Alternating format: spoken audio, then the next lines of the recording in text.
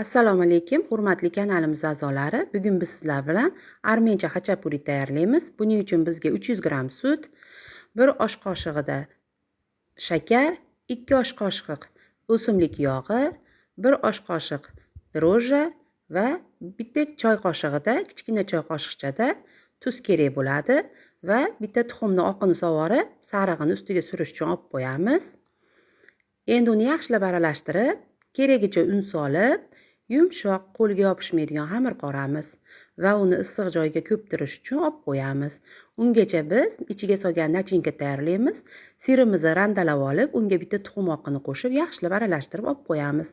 Xamirimiz ko'pib chiqdi. Endi uni 2 bo'lakka bo'lib, bir bo'lagini yaxshilab mushtlab, zuvala qilib olib, bittasini yoyishni boshlaymiz.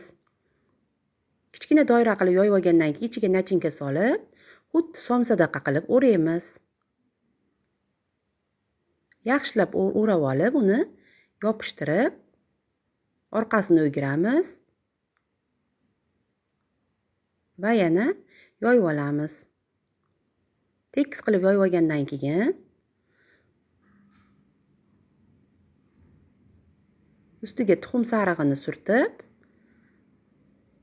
qolgan sirimizni sepib qo'yamiz va uni 180 gradusda 20-25 minut pishirib olamiz. Pishgandan so'ng ustiga slichniy masladan surkab, yonida souslari bilan dasturxonga tortamiz. Yoqimli ishtaha tilayman hammalaringga.